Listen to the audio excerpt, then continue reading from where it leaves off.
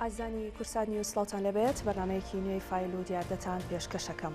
تەوەریەم شەمان تایبەتە بەو ڕێگریانەی کە بۆ دابشکردنی زەوی بەسەر کە سوکاری شەهیداندا لە ئێستادا دەکرێت و ئەو بربەستانەی کە ڕێگرن لەوەی کە زەوی بەسەر کە سوکاری شەهیدان و ئەنفالکراوان و زیندانیانی سیاسیدا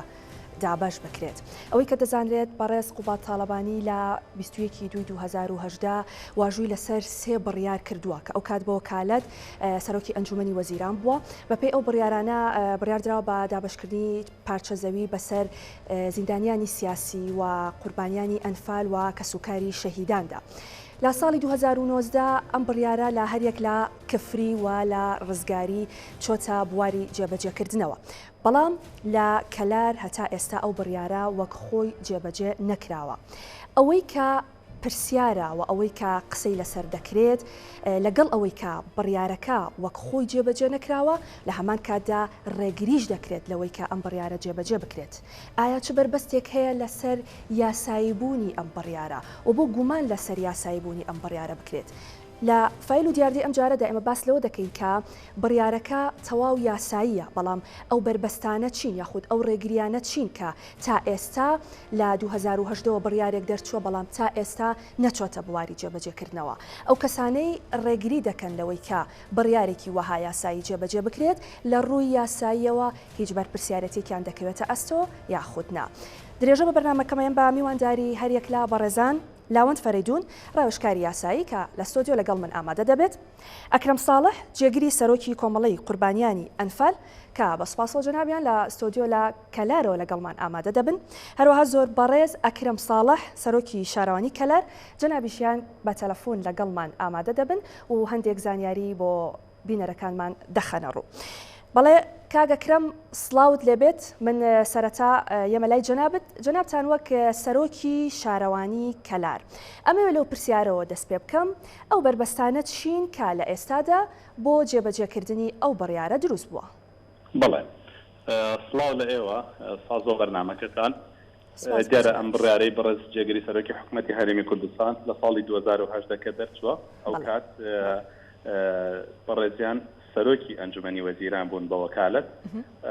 دەمێکە ئەم خەڵکە وارسی شەهید ئەنفال زیندانیانی سیاسی لە چاوەڕوانی وەرگرتنی پارچە زەویە بوون یا ڕەزامەندی پێدانی پارچە زەویەکە دەمێکە لە چاوەڕوانیا بوون. بەسپاسەوە لە ساڵی 2018 ئەم بڕیارە دەرچوو. طبعا ئەم بڕیارە بە نووسراوی فەرمی نێردراوە بۆ وەزارەتی شارەوانی و بۆ وەزارەتی شەهیدان بۆ جێبەجێکردن. لە ساڵی 2018 تاوەکو ئەم ساتەیش کە لەم بەرنامەیە قساکەین وەزارەتی شارەوانی فەرمانی دەرنەکردووە ئەبێ فەرمانی وەزاری بۆ هەریەکە لەمانە دەربکرێت و جێبەجێ بکرێت. فەرمانی دەرنەگرتەوە و نەی ناردەوە بۆ ئێمە. بەڵێ ئەم نووسراوانە لە ڕێگەی ئیدارە سەربەخۆکان لە ڕێگەی محافەزەکانەوە هاتەوە بۆ بەڕێوەبەرایەتی گەشتی شارەوانیەکان. بەڕێوەبەرایەتی گەشتی شارەوانیەکان بە نووسراوی فەرمی نردوێتی بۆ ئێمە وەکو سەرۆکاری شارەوانی کەلار. ئەو کات بەداخەوە ئێمە ژمارە ئەو کەسانی کە زەوی وەربگرن لە شارەوانی کەلار 958 کەس بود. زەوی ئامادەکراو یا زەوی ئفلاسکراو لە سنووری شارەوانی کەلارە بەردەست نەبووە. داوامان لە وەزارەتی گشت و کاڵ کردووە لە کابینەی 8 تاوەکو ئەگاتە کابینەی 9 613 دۆنم زەوی بە سوپاسەوە بۆ وەزارەتی گشت و کاڵ کە لە کابینەی 9 دەسەڵگرتنی کردووە بۆ 613 دۆنم زەوی بۆ سەر سنووری شارەوانی کەلار. دیارە دوای نەخشە سازی و ئفلاسکردن و کوژانەوە و تۆماری ئەم زەویانە بە ناوی سەرۆکایەتی شارەوانیەوە کاتێکی زۆری پێچوو ماوەی ئەم 3 ساڵە تا گەیشتە ساڵی 2021 ئێمە زەویەکانمان ئامادە کرد. دوای کە زەویەکانمان ئامادە کرد لە بەهۆی خۆپارێزی لە ڤایرۆسی کۆرۆنا نەمانتوانێ مەراسیمێکی ئۆتۆساز بکەین کە هەموو زیندانیانی سیاسی بانکەین و خۆیان بێن لە تیر و پشکەکە بەشدار بن بە شێوەیەکی ئۆینلاین لە ڕێگەی کەناڵەکانی ڕاگەیاندن لە ڕێگەی پێیجەکانی شارەوانی و ئیدارەی گەرمیان پرۆسەکەمان دەست پێ کرد و بە سەرپەرشتی بەڕێز سەرپەرشتیاری ئیدارەی گەرمیان لە ڕێگەی نوێنەرەکانی خۆیانەوە دەکەس لە نوێنەری زیندانیانی سیاسی و شەهیدان و ئەنفالکراوان هاتن بەشدار بوون. لەوێ ئەو کەسانی کە لە تیر و پشکەکە وەکو جیهەتی حکومی لەوێ کە بەشدار بوون بەڕێز سەرپەرشتیاری ئیدارەی گەرمیان بەڕێز بەڕۆبەری گشتی شارەوانیەکان بەڕۆبەری گشتی شەهیدان و ئەنفالکراوان ئەو تیمانەی لێ بوون تیمی حکومی بوون و بە چاودێری بەڕێز دادوەرێکی داواکاری گشتی کە چاودێری پرۆسەکەی کردو لە ڕێگەی لیژنەیەکەوە تیر و پشکەکان کراوە لە یەک ڕۆژە هەتا دوای دەوامی فەرمی تا نزیک دوای نیوەڕۆ لەوێ پرۆسەکە درێژەی هەبووە بۆ ئەوەی جارێکی تر ئەم سندوقە نەکرێتەوە تیر و پشکەکە بە شێوەیەکی شەفاف بڕاتە باری جێبەجێکردنەوە ئێمە تیر و پشکەکانمان ئەنجام داوە تا ئەم ساتە هیچ گرفت و هیچ کێشەیەک نەبووە ئەکرام هیچ کارێکی نایاسایی لە ئەنجامدانی ئەو تیر و پشکەدا هەبووە یاخود ئەو ناوانەی کە تیر و پشکیان بۆ کراوە هیچ کەسێک لەو ناوانە هەبووە کە وارسی شەهید نەبێ یاخود زیندانی سیاسی نەبێ بە دەربێ لەوەی کە لە ڕێنماییەکەدا هاتووە هیچ بۆکو باسم کرد بەڕێز دادوەرێکی داواکاری گشتی لە پرۆسەکە سەرپەرشتی پرۆسەکەی کردووە پێبینیە گیا بچووترین هەر شتێکی بەرچاو کەوت بێ ڕەفزی کردووە یاخود گۆڕانکاری کردووە هیچ شتێکی نایەتایی لەوێدا نەبووە ئەو کەسانی کە لەوێ بوون ئەو دەکەسە هەموو ئەو ناوانەی ئەخوێنرایەوە بەشێکی زۆری کەس و کاریان بوون خەڵکی ئەو گوندانەی گەرمیان بووە کە ڕاپێچ کراون و ئەنفال کراون و زیندانی کراون ینی خۆیان زۆربەی هەرە زۆریان یەکتر ئەناسن چکە خەڵکی شوێنەکانیان نزیک بووە لە یەکتریوە لەوێ پرۆسەکە زۆر بە شەفافی و بە بەرچاوی هەموو کەناڵەکانی ڕاگەیاندنەوە و تا باسات لە ڕێگەی پەیجەکانی سەرۆکاتی شارەوانی کەلار ئیدارەی گەرمیان بەڕۆبەراتی گشتی شارەوانیەکان بە شێوەی ڕاستەوخۆ گوازراوەتەوە کە ئەو کەسانێک کە ناویان دەرچووە لە ماڵەوە خۆیان متابعیان کردووە کە چ کاتێک ناوی خوێنراوەتەوە و کەی ناوی دەرچووە بەڵێ بۆ قسە لەسەر بە سیاسی بوونی پرۆسەکە ئەکرێ یعنی لە بابەتێکی وەهادا ئەکرێت سیاست تێکەڵاوی بڕیارێکی وەها یاسایی بکرێت من سەیرم لێ دێ من لە ڕوونکردنەوەکەی وەزارەتی شارەوانی بینیم ئەخۆ ئەبێت چی شتێکی سیاسی لەناو ئەمە هەبێ ئەو کەسانێک کە زەویان وەرگرتووە لە هەموو حزبەکانی تایە و کۆمەڵە خەڵکیان تایە ئەسڵەن هەر هیچ لایەنگری هیچ حزبێک نین ئەمانە چینێکی کۆمەڵگان لەسەر هەموو کورد ماڵن زیندانیانی سیاسی شەهید ئەنفال ئەمانە چانێ چەندێ خزمەت بکرێن هێشتا کەمە ئەوەی کە لەوێ بەشدار بۆ تیمی حکوومەت بووە سەرپەرشتی کردووە جا هەر لایەنێکی سیاسی یا هەر کەسێک دێ لەوێ وەکو میوان بەشداری ئەکا یاخود چاودێری ئەکا یا هەر شتێکەکە ئەمن مانای ئەوە نییە کە ئەم پرۆسە بە سیاسی کراوە اینجا ئێمە جیاوازیمان لە بینی هیچ کەسێکان نەکردووە خۆگەرمان ویسایە جیاوازی بکەین ڕەنگە ئێمە بای ئەوەندە زەویمان هەبووە جیاوازیمان لە بینی ئەم کەسێک بۆ کەسێکی ترا بکردای ئەمە لایەنگری فڵان حەزب بە زەویێکی باشی پێ بدەین یا ئەمە لە حزبێکی ترە باوەکو و ناوەکەی دەربکەین و بەشدار نەبێ و ئەم بڕیارشکە لە کات ساڵی 2010 دەرچوو تەنها بۆ شاری کەلات دەرنەچووە ئەم بڕیارە لە زاخۆ هەتاوەکو خانەقین ئێمە خۆمان هەیە ناوی لە قەرەسەفە لە دووسفورمات و لە کەرکووک لەم شوێنانە ناوی دەرچووە بەڵێ کاکە کرام باس لەوە ئەکرێت کە ئەم زەویانە داگیر کراون یعنی پێتان وایە سەرچاوی کێشەکە ئەمە بێت ڕەنگە ئەوەش ینی خۆی بۆ خۆی ئەوەش یەکێک بێت لە تێبینەکان کە زۆر دەربەداخەوە کە کۆمەڵە قسە ئەکرێ بێ وەرگرتنی زانیاری بێەوەی لە جهەتی فەرمی کە بۆ نمونە سەرۆکاتی شارەوانی کەلارە یاخود بەڕۆبەرایەتی گشتی کشت و کاڵی گەرمیان کە کوژانەوەی بۆ ئەم زەویانە کردووە یا بپرسن نەخشەی ئەم 632 زەویە کە کوژانەوەی بۆ کراوە چییە بۆچی مەبەستیەکە ئەوترێت زیندانیانی سیاسی 958 کەسن بەڵام بۆ 632 زەوی کوژانەوەی بۆ کراوە 2600 شتێک پارچە زەوی دەرچووە نزیکەی 500 لەم پارچە زەویانە زەوی ڕوکنن ئەم زەوی ڕوکنانە دواتر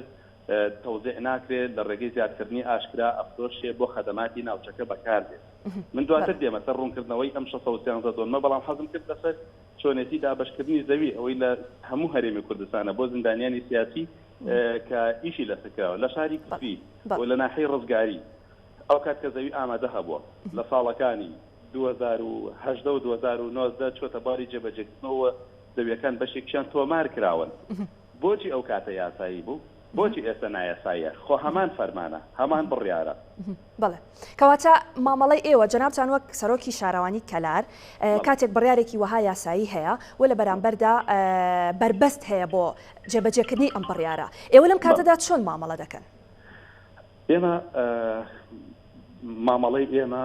ئەوەیە کە زەویەکان بەو خەڵکانە کە داوامانن دڵخۆش بوون هەموو پشگیریەکانەکەین بۆ پێم وایە بەیاننامەکەی بەڕێزجێگری سەرۆکی حکوومەتی هەرێمی کوردستان ئەو دڵنیایی کە باسی کرد کافیە بۆ ئەوەی زندانیانی سیاسی بەدڵخۆشی خۆیان بمێنێنەوە و هێمەش لەسەر ئەم بڕیارە ئەڕۆین تا بە تەواوی ئەو خەڵکانی کە هەیە زەویەکانیان بۆ تۆمار ئەکرێت و خەدەماتیان بۆ ئەبین و تا ئەو کاتێ ئەبنە خاوەنی یەقینی شەجێبوونی خۆیان. بەڵێ کەواتە ئەگەر کۆتا قسەی جەنابتان سپاس دەکەم. ئەمە تەنها ڕوونکردنەوە لەسەر ئەوەی 613 دۆنمەکە کە تەواوم نەکرد ئەوەیە ئەمانە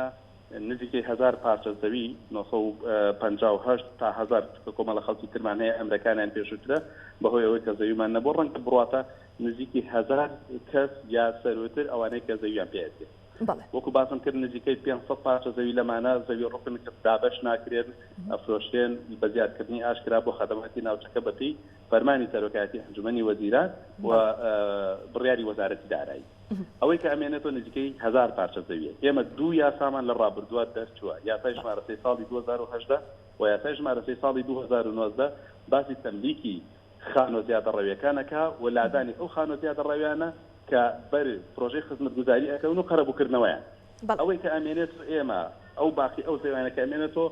بۆ قەرەبووی ئەو هاوڵاتیانەیە کە خانۆکانیان ئەڕوخێنین لە ڕابردووە بە زیادەڕەوی دروستکراون ئێستا بەر شەقام یا بەر خەدەماتی تر ئەکەون.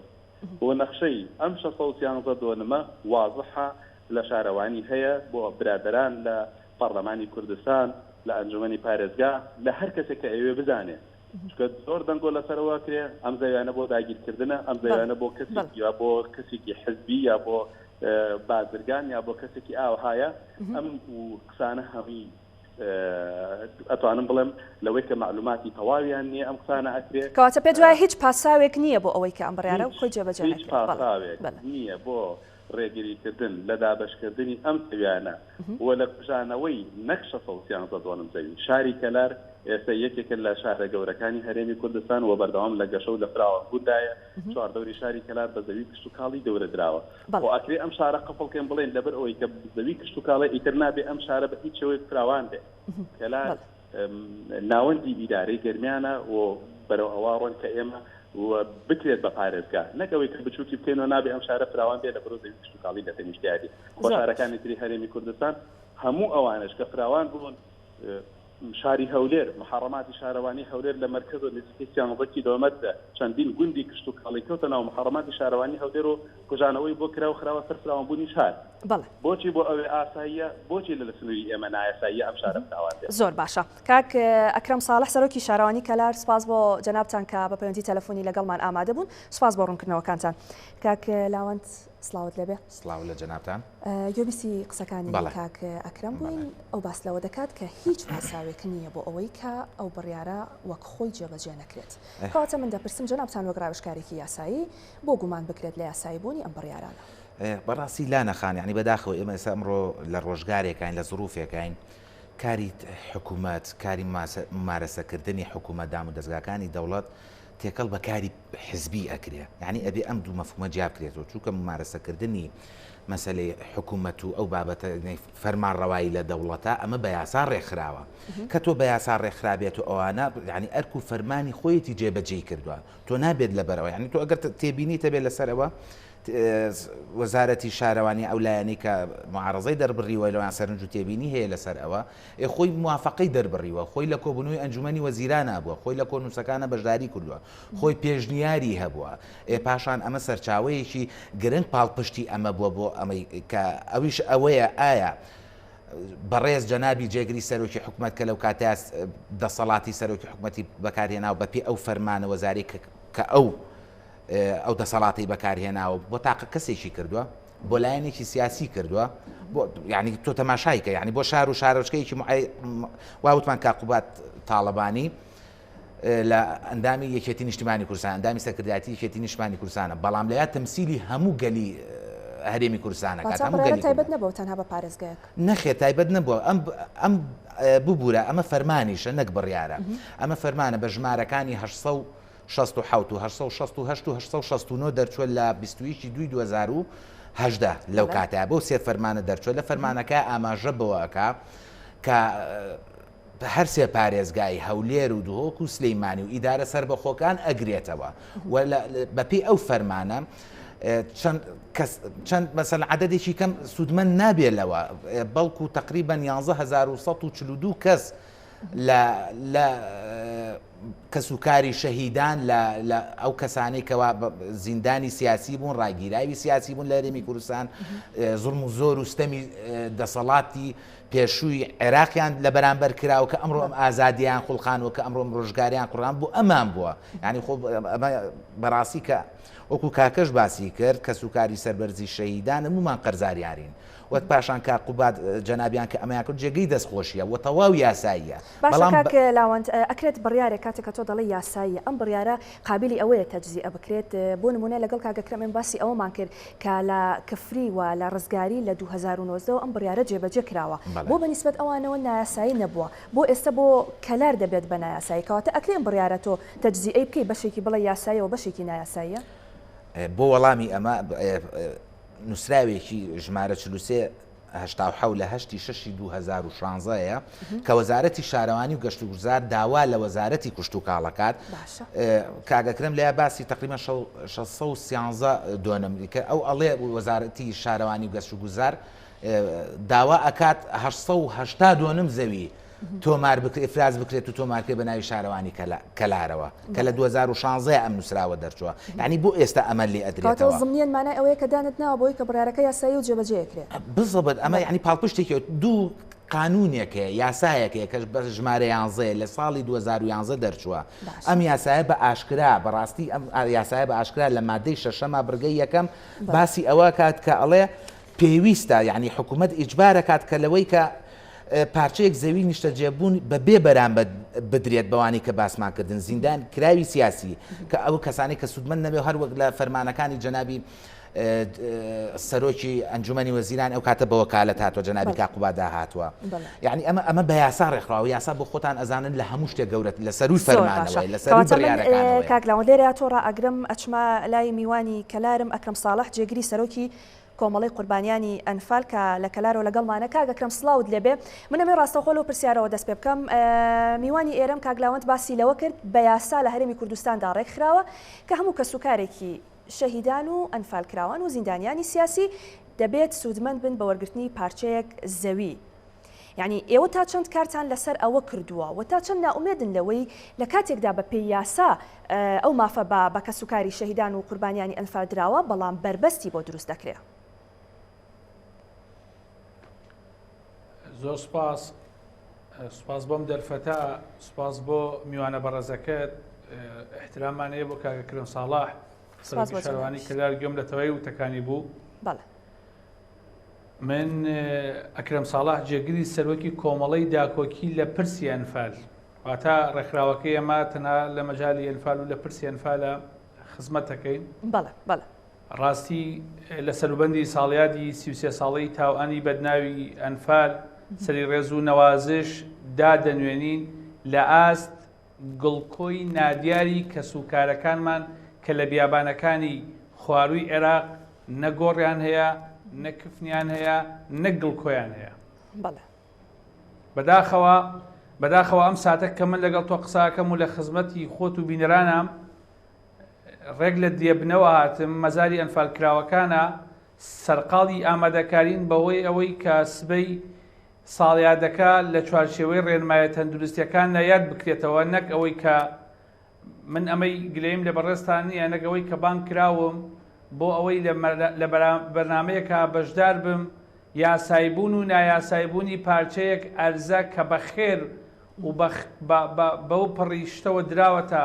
کە سوکاری ئەنفال کراوەکان تەنانەت ئەوەش ڕێگری و ئاستەنگ و ناڕەحەتی لای کە سوکاری ئەنفال کراوەکان دروست کردووە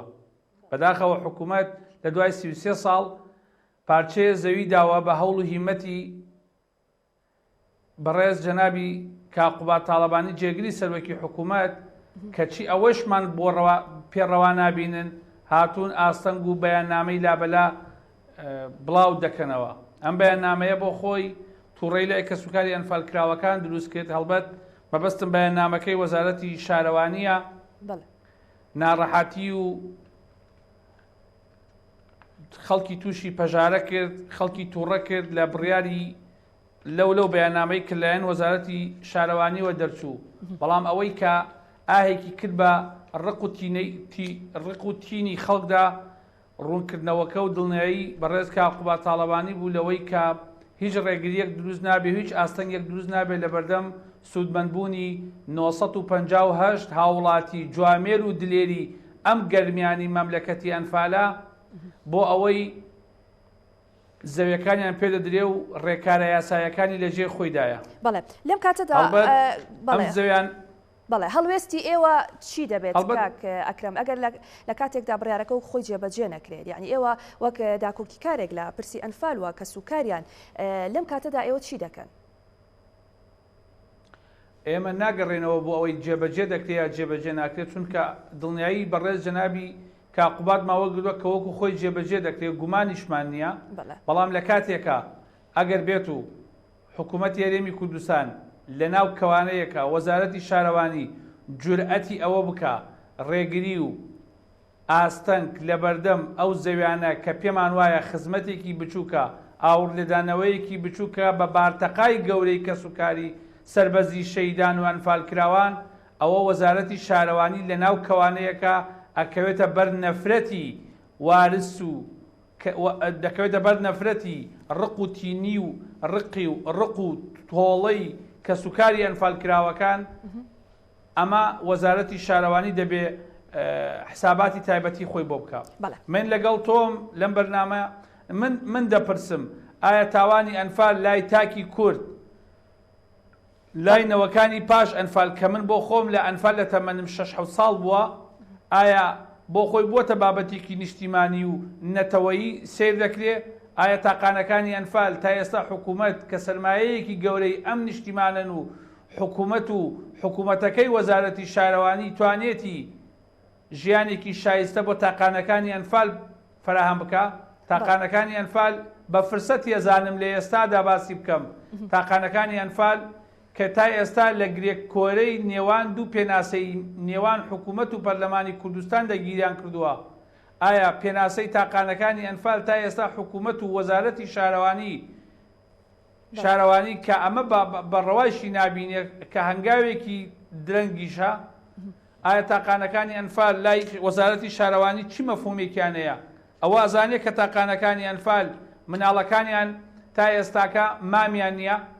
ئایا ئەزانێت تاقانەکانی ئەنفال پوریان نییە؟ ئایا زانی تاقانەکانی ئەنفال مناڵەکانیان بانگ ناکەن دادە و بابا بۆ لەبەرەوە تاقانەکانی ئەنفال دایک باوک خوشک برا لە دەستیاندا و تەنها خۆیان دەرباز بوون. لێرەوە دەپرسم وەزیری شارەوانی وەزارەتی لێم گەڕێ وەزارەتی شارەوانی وەزیری شارەوانی توانێتی ژیانێکی شایستە دەستە جەمعی بە هەمومانەوە بە حکوومەتەوە بە ڕێکخراوەکانەوە بە سەرۆکایەتیەکەی هەرێمەوە توانیمانە ژیانێکی شایستە بۆ کە سوکاری ئەنفالکراوەکان بۆ بە جێماوانی ئەنفال بۆ بە دیکۆمنتکردنی تەواوی بەڵگە و چیرۆکەکانی دوای ئەنفال هەمومان لە هۆڵێکە لە مۆنۆمنتێکا کۆ بکەینەوە پیشانی نەوەکانی دوای خۆمانی بدەین بڵین ئەمەیە بەسەر ئەم ئافاتە بەسەر ئەم وڵاتە هاتووە. لێرەوە من وەک باوک ئەنفالکراوێک بەدەر لەوەی کە جێگری سەرۆکی کۆمەڵی داکۆکیم لە ڕێکخراوێک لە گەرمیان لە مەملەکەتی ئەنفال داواکەم حکوومەتی هەرێمی کوردستان چیتر دڵە ڕاوکیە و ئەوانە بڵاو نەکاتەوە و ئیجراتێکی پێویست لەگەڵ وەزارەتی شارەوانی کە بۆ خۆی معنیە بۆ وەزعەوە بڵاو کاتەوە بۆ ئەوەی عەزابی ڕوحمانەدا ئەگە بزانین جارێکی تر ئەم مۆزوعا کەوێتە بەر ململانیە و بەر مۆزوعی کێشمە کێشم. ئەکرەم تۆ ئەو کەسانەی ببوورە کاگەکرم ئەو کەسانەی کە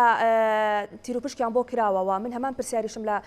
کاگ ئەکرەمی سەرۆکی شارەوانی کرد وتم هیچ گەندەڵیەک هەیە یعنی ئێوە پێتان وایە ئەو کەسانەی کە تیرروپشکیان بۆ کراوەوە ناویان هەیە بۆ ئەوەی کە ئەم پارچە زەوێ وەرگرن ئێوە پێتان وایە کە ئەم کەسانە شایستەنین؟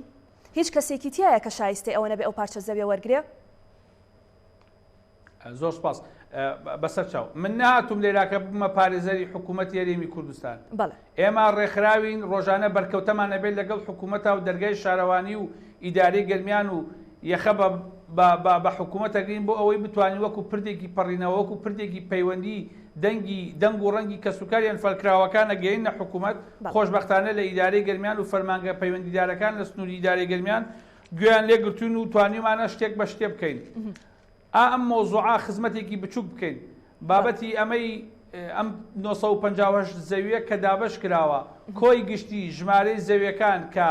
ئێمە داکۆکیمان لەسەر کردووە 1142 پێم خۆشە ئەم داتایە بخەمە ڕوو 1142 پارچە زەویە لەم 1142 پارچە زەویە لە کۆی گشتی 2500 بەرکەوتەی گەرمیانە گەرمیان بۆ خۆی کە مەملەکەتی ئەنفالە واتە دەگاتە ڕێژەی 126 کۆی زەوی کە تەرخان کراوە لە یاریمی کوردستان و لە چوار پارێزگاکە و ئیدارە سەربەخۆکان دابەش بکرێ 126 ئەکەوێتە سەر سنووری گەرمیان لەم ژمارەیە کە ئێستا دابەشەکەی 958 دو ساڵی ڕابردوو بەهۆی بوونی زەوی ئیفرازکرا و لە شارەدەی ڕزگاری و لە شاری کفری بە 2 ڕۆژ حوت و هەشتی مانگی چواری ساڵی 2019 واتە لە حوتی چواری 2019 و هەشتی چواری 2019 لە شارەدەی ڕزگاری و لە شاری کفری سەروی ژمارەی 347 ژمارەیەکیان 356 ژمارەیەکی تریان زەوی دابشکراوە ئەو زەویانەی کە لە 2 ساڵی ڕابردوو دابشکراوە هەمان ئەو زەویانە کە لەم ژمارە فەرمانی وزاریە زەوی دراوەتە زندانیانی سیاسی ئەگەر بۆ خۆی ئەمە بۆ خۆی نەشیا و نایاسایی بێ ئەوانە نەشیا و ناساییە و کۆی پرۆسەکە کۆی ژمارەکە بەڵام لێرە و لەوێ بە هەر ئاقارێکدا ببرێ ئێمە وەکو ڕێکخراوەکانی بواری جینۆساید پەیامی خۆمان داوەتە لیژنەی شەیدانی پەرلەمانی کوردستان کە سبەی پەرلەمانی کوردستان ساڵیادی ئەنفال لە ناو حرەمی پەرلەمان دەکاتەوە بۆ ئەوەی چی بکرێ بۆ کەسوکاری ئەنفال خۆشبەختانە هەموو فراکسیۆنەکانی پەرلەمانی کوردستان هاتوون لەگەڵ ئێمە لە چەند ڕۆژی داهاتوو لە چەند ڕۆژی ڕابردوو لە دیوانی ئیدارەی گەرمیان کۆبووینێتەوە هەموو چی بکەین بۆ ئەوەی خزمەتێک بە ئەنفال بکەین زۆر باشە ئەگەڕێم وڵات دواتر باز لەو پلانانەکەین کە بۆ لەمە دو هەتانە بۆ ئەوی خزمەتی زیاتر بە کەسوکاری شەیدان و قوربانیانی ئەنفال بکەن کاک لاوەند ئێمە باسی ئەومان کرد کە ئەگەر لە حاڵەتێکدا ئیمتیناع هەبێ یاخود ڕێگری هەبێ لە جێبەجێکردنی بڕیارێک کاتێک لە تەواوی بەرنامەکەدا باسمان لەوە کرد کە ئەم بڕیارە یاساییە و دەبێت وە خۆی جێبەجێ بکرێت بەڵام کاتێک لایەنێک بەرهەڵەسیدەوە ئەوە دەکات کە ئەم بڕیارە جێبەجێ بکات لە ڕووی یاساییەوە هیچ بەرپرسیارەتێکی بۆ دروست دەبێت لە ڕاستیدا ئەوەی کە کرێت بخۆبانە زانین هەموو شتێک بە تایبەتی کاروباری حکوومەت و دام و دەستگاکانی دەوڵات تۆ سیسیلی مراجعات هەیە تۆ ئەنجومەنی وەزیران بەرزترین دەسەڵاتە لە چاو وەزارەتێکا کە دەکردوێت ئەتوانی ئەم کێشەیە ئەنجومەندی وەزیران چارەسەری بکە هەنی پێشەوەی بگرێت ئەمە بگەێنرێتە مەجلیسی شورا و یاوە خۆت دادگای کارژێت تۆ بڵێ مەجلیسی شورا لەبەر ئەوە ئەمە تەمعان بەرپرسیارەتی ئەکەوێتە سەرشان بەرپرسیارێتە سەر ئەستۆی لەبەر ئەوەی تۆ ئەمە بڕیارێک کێ دەری کردووە سەرۆکی ئەنجومەنی وەزیران دەری کردووە کە دەسەڵاتێکی تەواو یاسایی هەیە دەسەڵاتەکەش لە ئەنجومەنی وەزیرانەوە پێیدراوە ینی ئەوە نییە بڵێ بە تاکییان بە حیزبایەتی ئەوە بکرێت دوو هەدەفی ئەمە چی بووە هەدەفیەوە ئەو چینەیە کە ئەو چینەی کۆمەڵ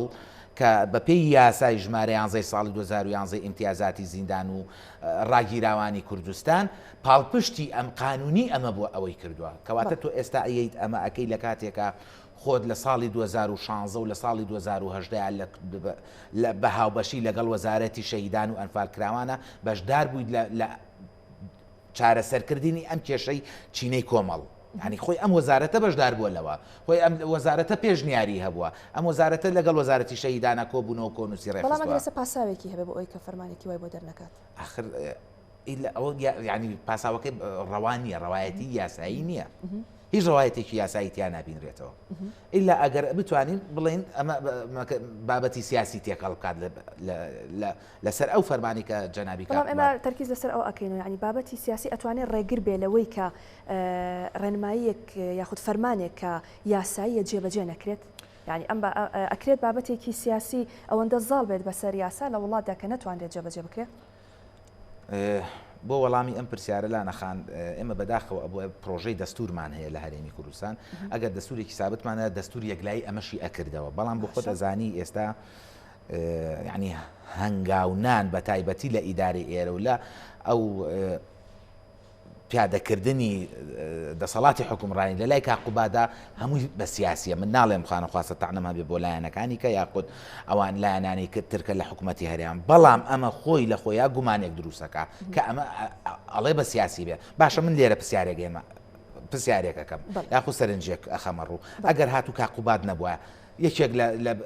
لەوانی کەکە لە دەسەڵات و حکومڕانی بوون ئیمزای بکردا ئایا وەزارەتی شارەوانی ئێستا ئەم سەرنجی تێبینیانە یاخود ئەم ڕخنانەی ئەبوو ئەو گازاندانەی ئەبوو نەخێر بێکومان نەیەبوو کەواتە ئەمە بابەتەکە وا لێ ئەکا لە لایەکی تریشەوە بیر لە مزایدەکردن بکرێتەوە بڵێ ئەمە مزایدەیە کات بەسەر هەرێمی کوردستان ئەمە یعنی ئەمە ئەوەیە بۆنە سیاسی لێە بەڵام وەکو یاسایی بوون بەڵێ تەواو یاساییە بەڵێ دەستخۆشی لە جەنابی کاقوبا دەکەم یعنی بریار هەر ئەو چین و توێژەکانی تری کۆمەڵی شەنکە بەڕاستی یعنی ئەبوایە حکوومەت ئاوڕیان لێباتەوە بەڵام ئەوەی کە گرنگە ینی ئێمە باسکردن لەم چینانە ینی زیندانیانی سیاسی وەکە سوکاری شەیدان و ئەنفالکراوان وەک باسمان کرد ینی بچووکترین خزمەت کە بۆیان بکرێت پێدانی پارچە زەویەکە چونکە ڕەنگە ئەوان زۆر لەوە گەورەتر بن و زۆر مافی ئەوە زیاتریان بەسەرمانەوە هەبێت کە بتوانین بە پارچە زەویە کارەبووی کە سوکاریان بکەنەوە بەداخەوە یاساکەوە ئەڵێ یعنی یاساکە وەکو ئێستا بۆ بەڕێستانم خستە ڕوو یاسای ژمارە 11 ساڵی 2011 لە مادەی شەشەما یەکەمی وا ئەڵێ ئەوانەی کە سوودمەند نەبوون پێشتر لەو چینە بەڕێزە یعنی پارچەیەک زەوی بە وەکو من حەپیان یاساکە ئەوە ینی ئەکرێت ئەم بەڕێزەی کە ئێستا لەگەڵمانە لەسەر خەتە وەکو کۆمەڵی بڵێن پرسی ئەنفال و پرسی ئەنفال یعنی ببنە جەماعەتێکی زەخت لە پەرلەمانی کوردستان کە بتوانن ئەم یاسایە تادیدزیاکەن زیاتر ئیمتیازات و دەستکەوت بۆ ئەم قوربانیانەی کە چینی کۆمەڵن بەدەستبێنن لە یاساکە چونکە هەموو شتێک بەڕاستی سەرچاوەکەی ئەبێ مەزدەڕیشی قانونی هەبێت وە کاقوبادیش لەسەر ئەم ئەساسە وە پاڵپژ بە کۆمەڵێک هەنگاوی یاسایی ئەم بڕیارەی دەرکردووە ئەم فەرمانەی دەرکردووە فەرمانێکیش نییە تەنها بۆ شارۆچکەی کە لار بێت یان ناوچەی بڵێن ئیداری سەربەخۆی گەرمیان بێت یا ئەوە بێ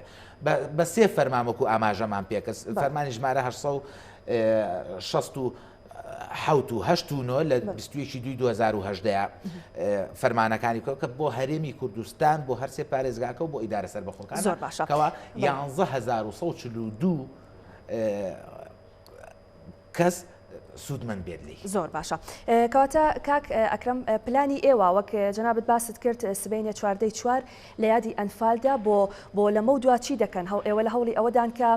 ئەو امتیازاتانە ئەو مافانەی کە پێویستە زیاتر بە کە سوکاری قوربانیانی ئەنفال بدرێت ئێوە کاری لەسەر بکەن و هەوڵ بدەن ئەو امتیازاتانە زیاتر بکەن بەڵێ ئەگەر ڕێگەم بیت بە فرسەت ێزانم یەکشت پشتڕاستکەمەوە بەڵێ سەبارەت باسی نایاسایبوونی ئەم زەوێنەی کە دراوە ئەم نووسراوەی سێ نووسراوە سێ فەرمانی وزاریە بەڕێز کاقوباد ئیمزای کردووە لە 21 هاوکارم باسی کرد 21/2/2018 لە کابینەی پێشووە ئەمریکا دەرچووە بە سێ ژمارەی جیاواز 2 ساڵی ڕابردوو بەوەی بوونی زەویەوە لە کفری و ڕزگاری زەوی دابشکراوە ئیتی چی نایاسایەکی باشەکە نایاساییە بۆ 2019 نەبوونە ڕێگر لە بەردەم دابشکردنی زەوی ڕزگاری و کفری ئەمە لە سەتا کەمتر لە سەرچواری زەویەکان بەری گەرمیانەکەوێ بۆیە ئەگەر وەزارەتی شارەوانی وەزیری شارەوانی جورئەتی ئەوەی کرد کار لەسەر ئاستەنگ دروستکردن بکاتەوە ئەگەر جورئەتی ئەوەی کرد کێشەمان نییە بەڵام ئێمەی کە سوکاری ئەنفالکراوەکان و ڕێکخراوەکانی بواری جینۆساید لە گەرمیان کە چەند ڕێکخراوێکین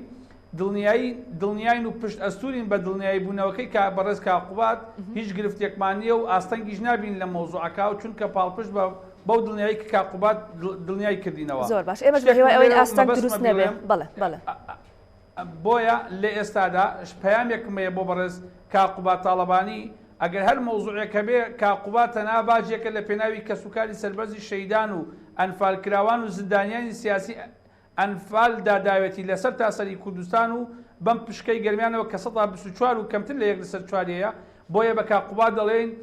پشت ئەستور بە کە سوکاری سەربەرزی شەیدان ئێمە وەکو دەستێکی پۆڵاین لە پشتین ئەوە تۆی ئەتەوێت خزمەتی کە سوکاری ئەنفالکراوەکان بکەی دڵنیا بە نەجێت دێڵین نە پشت تێەکەین پشت ئەستور بە کە سوکاری سەربەرزی شەیدان هەنگاوەکەت هەنگاوێکی پرخزمەتە چۆتە هەموو ماڵێکەوە سەرنجت بۆ شتێک ڕاکێشم ئەم زەویانە کە دابش کراوە و ژمارەی هەواییە 2 ساڵی ڕابردوو ژمارەی هەوایی دراوە هەر لەسەر دەستی کاقوبات زەویەکان کە ژمارەی هەواییان پێدراوە لە ڕزگاری و کفری هەر لەسەر دەستی کاقوبات ئەوە تاپۆکەیان دێتەوە ئەمە بەش دوو چارەسەری کردووە یەک بەشێک لە کەسوکاری زیندانیانی سیاسی ئەنفالی لە ژیانی کرێچێتی و کولەمەرگی ڕزگار کردووە و بەشێکیان ڕەنگە بیفرۆشنەوە بۆشایەکی داراییان بۆ پینە پەڕۆ بکە. سەبارەت بە پرسیارەکەت ئێمە پلانمان چییە؟ ئێمە داواکاریمانەیە لە حکوومەت یاریێمی کوردستان هەنگاوەکانی جدی بکاتەوە بۆ ئەوەی چیتر بە دیکۆمنتکردنی تەواوی چیرۆکە پڕتراژیدیەکانی هیچ ئەو دایک و باوکو و کچ و کوڕانەی کە لە ئەنفال بەجێماون بەداخەوە ژمارەیەکیان لێ کۆچی دوایی کردووە و لە لێواری مەرگایە هەموو ئەم چیرۆکانە لەگەڵ ئازیزانمانە ئەچنە ژێرگۆڕ بۆیە بۆ ئەوەی ئەنفال دووبارە نەبێتەوە بۆ ئەوەی ئەنفال پیشانی نەوەکانی داهاتوومان بدەین پێویستە ئەوەی هەبووە لە بیری نەکەین واتە بە دیکۆمنت بکرێ هێنانەوەی ڕووفاتی ئازیزانمان بۆ باوەشی نیشتیمان من بۆ خۆ باوکم ئەنفالە بۆ خۆشم لە ژیانی خۆمە حەسوود نەبووم بەخیلی لە گیانی منان نییە بەڵام بەخیل حەسوودم بەو کەسەی کە گۆڕی باوکی دیارە حەسوودم بەو کەسەی کە نازنامە و دیکۆمنتی باوکی دیارە بەڵام ئێمە باوکمان نەگۆڕی هەیە نەکفنی هەیە نەگڵکۆی هەیە بۆیە حکوومەت ئەرکی خۆیەتی پێی هەڵسێ ئەرکێکی ئەخلاقی خۆیەتی ڕووفاتی ئازیزانمان بێنێتەوە بۆ باوەشی نیشتیمان پێش ئەوەی من بمرم دەکرێت سەمپڵی خوێن لە من وەربگرێ هەڵیگە لە تاقیگەکانە کە ڕووفاتەکانی هێنایەوە هەمووی لێکداتەوە بە مەبەستی ئەنجامدانی فەحسی DNA بۆ ناسینەوەی ئازیزانمان لە کاتی هێنانەوەی بۆ باوەشی نیشتیمان و بۆ ئەوەی ئاهێ بە حەسرەت و بە نەهامەتی و بە ئەندێشەکانی ئەندێشە و ئازارەکانی کە سوکاری ئەنفال کراوەکاندا بکە. کاگەکرم ئەم داواکاریانەتان گەیاندوتە شوێنی خۆی؟ ئەم داواکاریانەمان گەیاندوتە شوێنی خۆی لە بەرواری و ئێمە وەکو کۆمەڵی داکۆکی لە پرسی ئەنفال کە ڕێکخراوێکین لە گەرمیاندا وڵەتی وەزارەتی ناوخۆمانەیە لە بەرواری 11/9/2019 سەردانی پەرلەمانی کوردستان چاومان کەوتەوە بە بەڕێز سەرۆکی پەرلەمان بە بەڕێز جێگری سەرۆکی پەرلەمان لە هەمان کاتدا چاومان کەوتەوە بە وەزیری شەیدان و کاروباری ئەنفالکراوان یاداشتێکی حەفدە خاڵیمان داوەتێ بەشێکی زۆر لە داواکاری کە سوکاری ئەنفالکراوەکانمان لە دوێ ئەو بەیاننامە یادداشتدا تەسلیمی بەڕێزیان کردووە تەنانەت خۆمان ئێمە وەکو ڕێکخراوەکە داوامان کرد لە وەزیری شەیدان بەیاننامەکەی یاداشتەکەی ئێمە بکاتە بەرنامەی کاری وەزارەتەکەی بۆ ئەوەی بتوانین دەستە جەمعی خزمەتێک بە کە سوکاری ئەنفالکراوەکان بکات ئومێ دەکەین لێرەوە حکوومەت بۆ ساڵی داهاتوو داواکاریەکانمان ئەگە ئێستا 17 خاڵە بۆ ساڵی داهاتوو هیچ نەبێت چەند خاڵێکی کەم بێ نەکەوەی ساڵێکی تر من و تۆ دانیشین لە بەرنمەیەکی ئاوا بە هەمان شێوە داواکاریەکانمان دووبارە وەکو خۆی پێشکەشی بکەینەوە. بەڵێ زۆر باشە کاگەکرم ئەگە قسەیەکتان ما بێ کۆتا قسەی جەنابتان سپاس دەکەم. وڵی قسەکردن دیارە ناتوانین باز لە گەورەی باز لە ئەنفال باز لە تراژیدیەکانی ئەنفال باز لە نەهامەتەکانی ئەنفال باز لە قۆناغەکانی ئەنفال بکەین لە دووتێی بەرنمەیەکی ئەو لە وەزعی لە دووتێی کتێبێک و لە بەرنمەیەکی ئەوە حەقی بدەینێ بەڵام سەرنجتان بۆ چەند شتێک ڕاکێشم مەوزوعی دیکۆمنت وێنانەوەی ڕووفات و بڕیارەکانی دادگا و هەموو ئەمانە لای ئێمە مەبەستە سەرنجت بۆ شتێک ڕاکێشم پولە نەزیرەیەک ئەمان هەیە پێش ساڵ و نیوێک لە شێغلەنگەر لە گەرمیانی مەملەکەتی ئەنفال کۆچی دوای کرد ئەم پولە نەزیرە لە 1 ساڵی دوای ئەنفالواتە پێش ساڵ و نیوێک هەموو شەوێک دەرگای ماڵەکەی ناگر لە چاوەڕوانی گەڕانەوەی جەلال و جەباری کوڕیا باشە کە دانیشت و ئەخەوت 3 جێگای ڕاخست بۆ ئەوەی کە کوڕەکانی بێنەوە بە تەنیشتیا بخەون ئەم ژنە بۆ خۆی لە ماڵە یەک کەس ئەژیا بەڵامێکم هەموو شتێک 3 بوو کە کورسیەکی بۆ خۆی کڕی بوو لە ماڵە دانیشتە 3 کورسی کڕی بوو بۆ ئەوەی جەلال و جەباری کوڕی بەدەستە چاست بوو دەستە ڕاستە بە تەنیشتیەوە دانیشتن کە دانیشتن بۆ کەوچکنیان خواردن 3 کەوچکەنانی دائەنا هەموو ئەمانە لە چاوەڕوانی دادە نەزیرە لە چاوەڕوانی جەلال و جەباری کوڕیا لە ژیانێکی پڕ دەرونیە ئەژیا هەموو چیرۆکەکانی لەگەڵ خۆیدا بردە ژێر لەگەڵ حکوومەتی هەرێمی کوردستان و وەزارەتی پەروەردە و وەزارەتی شەهیدان وەزارەتی پەیوەندیدارەکان هەمویان بتوانن دەستە جەمعی هەوڵ بدەن بۆ ئەوەی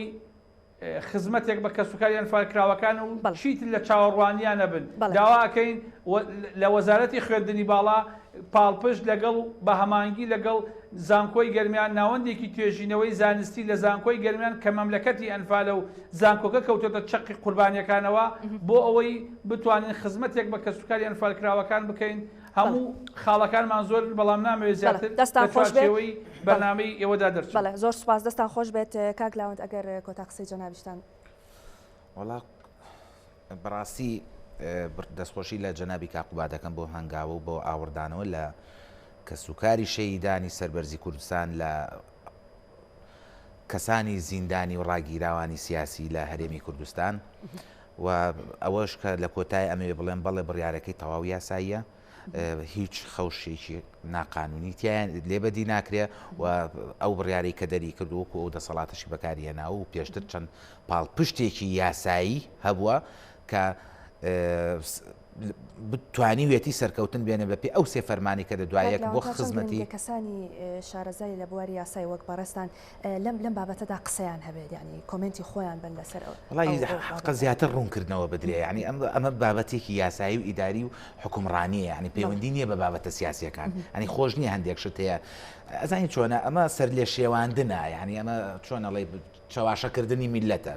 سەر لێ شێواندنی میلەتە یانی بە عقارێکی کابی من بابە ئەمە موزوعی یاسایە ئەمە تێکەڵی مەکە لەگەڵ شتێکی کەیە ینی کاقوبات کە ئەم بڕیاری دەرکردووە جەنابیان وەکو یەکێتی نیشتیمانی کوردستان نەیکردووە بۆ یەکێتی نیشتیمانی کوردستانی نەکردووە بۆ شاری سلەیمانی نەکردووە بۆ شارەکەیەکی معین و مەبەزداری نەکردووە بۆ تاقە کەسێکی نەکردووە وەکو تەمسیلی حکوومەتی هەرێمی کوردستانەکە تەمسیلی سەرۆکایەتی ئەنجومەنی وەزیرانی کردووە لە کابینەی هەشتا لەو کاتایە بەپێی ئەو دەسەڵاتی کە پێی دراوە بۆ ئەو چینە بووە لەسەر جەم پارێزگاکان و ئیدارەکانی هەرێمی کوردستانی عێراق ینی ئەمە تەواو یاسای هیچ خەوشێکی تیانە ینی بەداخەوە کە ئەم تەفسیر و ئەم لێکدانەوانی لێ ئەکرێتەوە چونکە ئەمە بەڕاستی کە مادەم ئەمانێ حکومڕانیەکی تەندروست بکەین یعنی نابێ ئەم جۆرە لێکدانەوانە بکرێت چونکە ئێمە بەڕاستی حکومڕانی بەچی ئەکرێ بە سەروەریبوونی یاسا بە سربەخۆیبوونی دەسەڵاتەکانی دەوڵەتداری و حکومڕانی لە هەرێمی کوردستانە کە تۆ ئەماکەی گوماندانێ ینی گوماندانی لە یاساییبوونی ئەوە بەڵام بەداخەوە ینی ئومێدەوارم ئەو لایەنانەی یان ئەو جیهەتەی کە ئەو سەرنجی تێبینیانی هەیە بەخۆی بچێتەوە ینی بتوانێت کەەوە مووقیفەکە ڕاستکاتەوە چونکە ئەو بەڕاستی تەواو یاساییە. دەستان خۆش بێ لاوەند فەریدون ڕایشکاری یاسایی سپاس بۆ ئامادەبوونتان ئەکرەم ساڵح جێگری سەرۆکی کۆمەڵی داکۆکی لە پرسی ئەنفال سپاس بۆ ئامادەبوونی جەنابیشتان کە لە کەلارەوە لەگەڵمان بوون هەروەها زۆر بەڕێز ئەکرەم ساڵح سەرۆکی شارەوانی کەلار جەنابیشیان بە پەیوەندی تەلەفۆنی لەگەڵمان ئامادەیان هەبوو سپاس بۆ ئێوەش کە تا ئێستا بینەری بەرنامەکەم بوون تا بەرنامەی داهاتوو بە تەوەرێکی نوێ بە ئێوەی ئازیز دەگەمەوە شاد و بەختەوە.